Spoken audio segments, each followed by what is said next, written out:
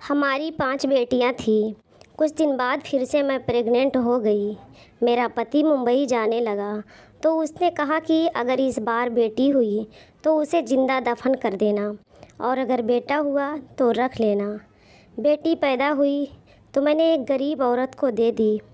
18 साल बाद पति वापस आया तो गरीब औरत के साथ खूबसूरत लड़की को देखकर उस पर आशिक हो गया और उसी रात उस लड़की के साथ 5 बेटियों की माँ होना कोई मामूली बात नहीं होती। सबसे ज़्यादा मुश्किल तो तब बढ़ती है जब पति ही बेटियों से नफ़रत करता है।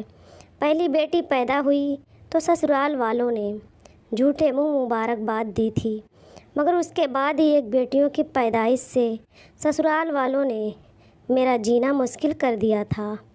शायद जिस गांव में मैं रहती थी वहाँ पर एक औरत को सम्मान तभी दिया जाता है जब वह बेटियों के साथ साथ बेटों के भी माँ बने। जब मेरे यहाँ चौथी बेटी पैदा हुई तो पति ने उस बेटी को देखना भी गंवारा ना किया और सास मुझे अस्पताल में अकेला छोड़कर वापस आ गई। जब तबीयत कुछ ठीक हुआ तो अपनी फूल सी बेटी लेकर मैं खुद ही घर की तरफ बढ़ी। जब मैं अस्पताल से बाहर निकली तो एक गरीब बूढ़ी औरत बाहर बैठी थी। मुझे देखकर खुश हुई और बच्ची को मांगने लगी। मैंने बच्ची को दिया तो कहने लगी, परेशान मत हो, एक दिन तुम्हारा पति तुम्हें ज़रूर मानेगा। मैं थोड़ा सा मुस्कुराई। घर आते ही मुझ पर मुसीबत टूट पड़ी थी। पति ने मेरा स्वागत थप्पड़ मारकर किया था। सास ने मुझसे मेरी बेटी को लेकर बिस्तर पर पटकने के अंदाज में रखा और कामों को मेरे हाथ में पकड़ा दिए। मेरी जेठानी जो 3 बेटों की माँ थी, बात बात पर बेटों की माँ होने का रौब जमाया करती थी। मैं खामोशी से सब्र का घूंट पीती रही। ज़िंदगी गुजरने लगी। मेरी बच्चियों को बाप और दादी की मोहब्बत नहीं मिली। अक्सर मैं सोचा करती थी, बेटियां भी तो भगवान ही बनाई होती है। जब सब कुछ भगवान के हाथ में होता है, जिसे चाहे बेटा दे, जिसे चाहे बेटी दे, फिर क्यों इसका कसूर एक औरत को ही ठहराया जाता है। धीरे धीरे समय बीतता गया और मैं एक बार फिर से प्रेग्नेंट हो गई। 4 बेटियों के बाद अब मेरी भी यही राय थी कि अब मुझे भगवान बेटा दे दे ताकि इस बार मैं सास और पति की भरोसे पर पूरा उतर सकूं। समय जैसे जैसे गुजरता रहा था, मेरा डर बढ़ते चला जा रहा था। मेरे पति मुंबई में काम करते थे। इस बारे में उसने साफ साफ कह दिया कि अगर इस बार भी तुमने बच्ची को जन्म दिया तो मैं तुम्हें डिवोर्स दे दूंगा। उनकी इस धमकी से मेरा शरीर कांपने लगा था। मैं पूरा दिन रोती रहती और भगवान से प्रार्थना करती रहती, पर शायद मेरी मुसीबतें अभी ख़त्म नहीं हुई थी। उस रात जब अस्पताल में मुझे होश आया तो नर्स मेरे सर के पास खड़ी थी।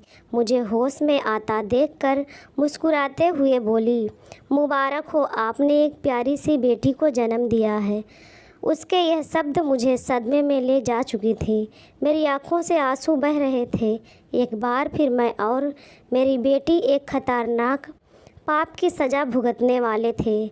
मेरा दिल चाहा कि मेरी सांसें वहीं रुक जाए और मैं इस मुसीबत से बच जाऊं, मगर ये मुमकिन नहीं था। वह नन्ही सी गुड़िया रो रही थी। मैं उसे सीने से लगाकर रो रही थी। काश वह किसी और के यहाँ जन्म ले लेती, यहाँ बेटी की सूरत में मेरी गोद में डाल दी जाती। लेकिन मैं भगवान की राय में राजी थी।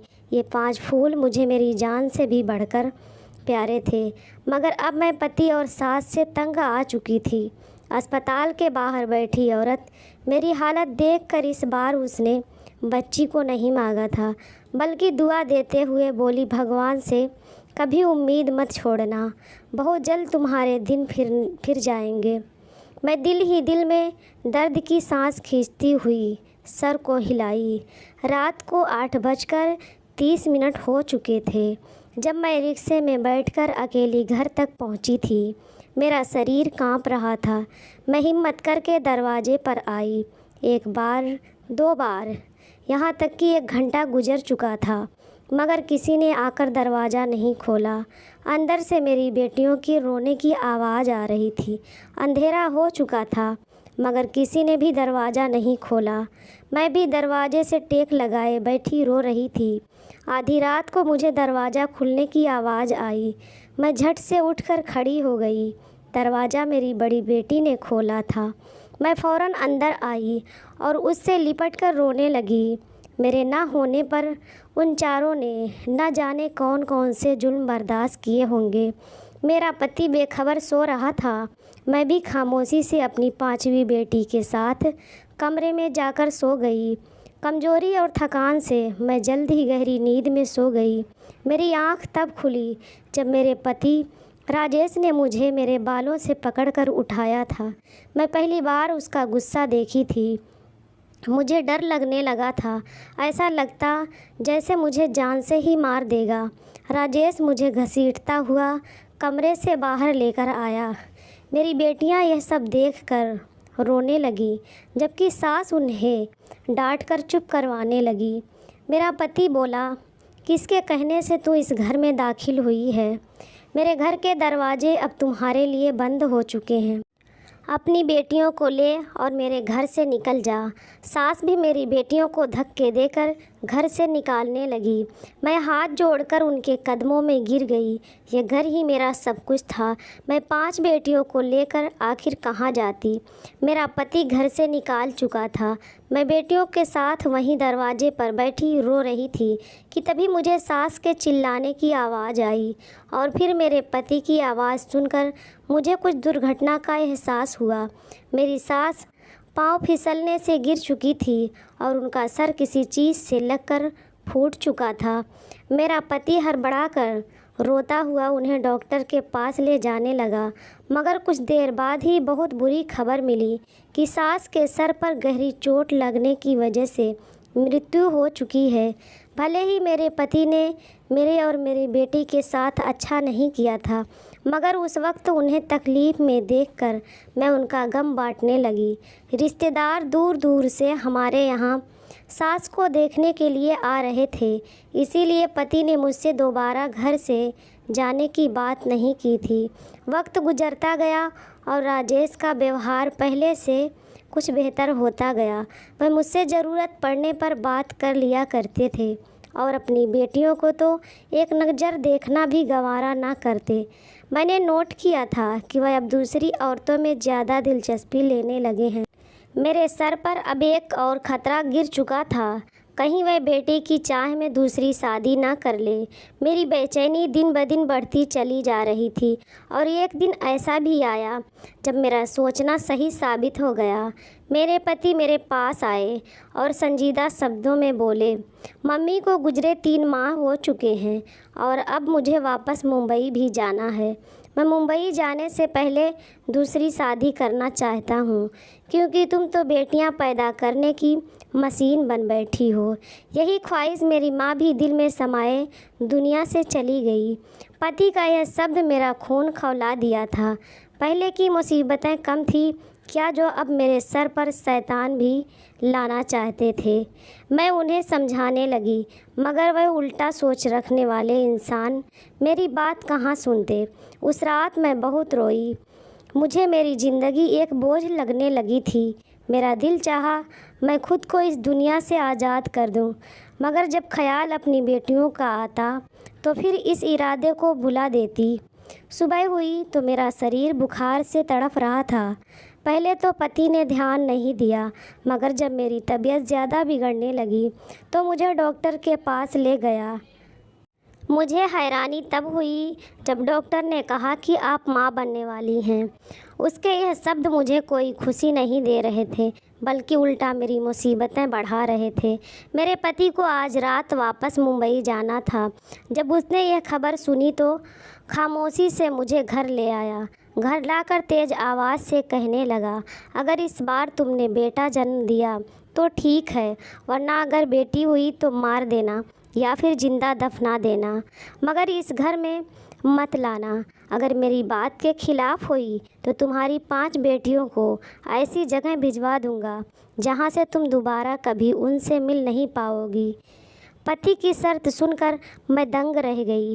राजेश मुंबई चला गया था और मैं डर का शिकार हो चुकी थी। जैसे जैसे वक्त करीब आ रहा था, मेरा दिल धड़कता जा रहा था। मैं हर समय यही प्रार्थना करती थी कि इस बार मुझे बेटा मिल जाए। मेरे घर में एक और बेटी आने का मतलब था बाकी की 5 बेटियों से भी हाथ धो बैठना। मैं नन्ही सी जान को किसी भी तरह मौत के घाट नहीं उतार सकती थी।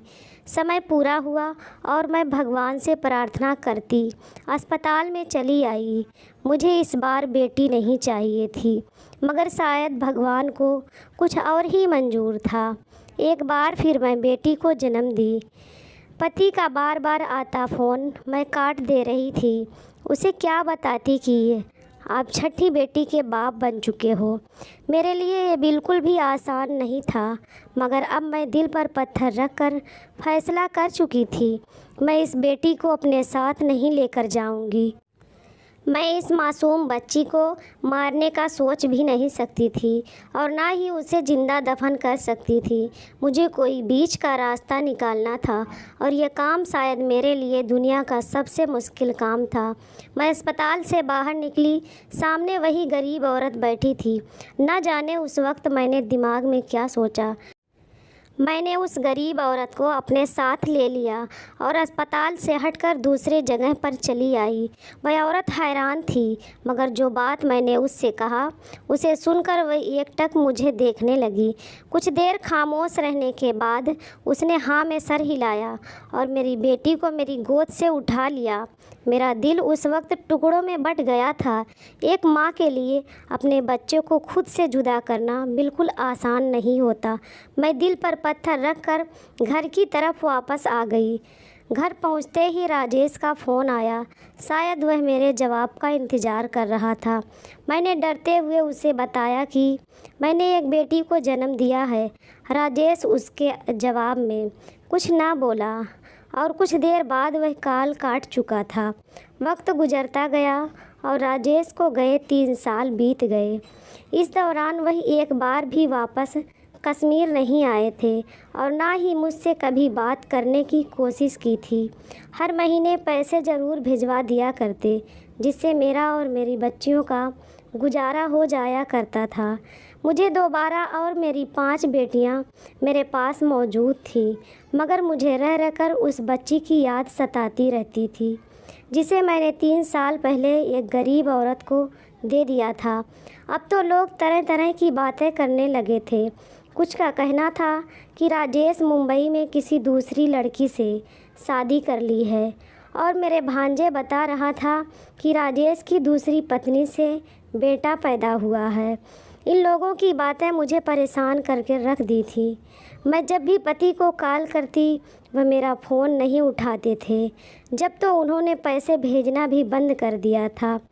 अब भीख मांगने की नौबत आ चुकी थी। जब घर में पूरे खाने पीने की चीज़ ख़त्म हो गई थी तो मैंने खुद काम करने का फ़ैसला किया।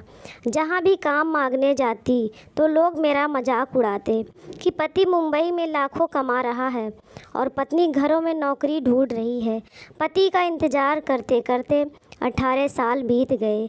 मैंने अपनी 3 बेटियों की शादी कर दी थी। 18 सालों में मैंने झाड़ू पोछा करके अपनी बच्चियों को पाल पोस कर बड़ा किया था, जबकि पति ने इस दौरान एक बार भी पलट कर नहीं देखा था।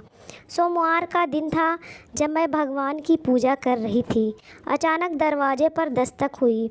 जब मैंने दरवाज़ा खोला तो एक पल के लिए मैं सदमे में चली गई। मेरा पति राजेश 18 साल बाद मेरे सामने खड़ा था। मुझे देखकर हल्का सा मुस्कुराया और अंदर आ गया। उसने घर आते ही मुझसे बिना कुछ बात किए सिर्फ इतना कहा, अब हमेशा हमेशा के लिए कश्मीर से वापस आ चुका हूँ और अब सारा कारोबार यहीं करूँगा। मुझे तो हैरत तब हुई जब उसने कहा कि वह पिछले 2 महीने से कश्मीर में ही आया हुआ था। मैं खामोशी से उसकी बातें सुन रही थी। वह अपने बैग से कपड़े निकालकर फ्रेश होने चला गया था। 18 सालों में मुझे राजेश के बिना जीने की आदत हो चुकी थी, मगर तकलीफ़ तो तब हुई जब उसने आकर एक बार भी अपनी बेटियों के बारे में ना पूछा और ना ही मुझसे यह पूछा कि इन 18 सालों में मैंने कैसे अपना और उनका पेट भरा। शायद यहाँ भी मुझे ही सब्र करना था। राजेश बाहर निकला और कुछ ऐसा शब्द बोला, उसे सुनकर मेरी सांस रुक गई।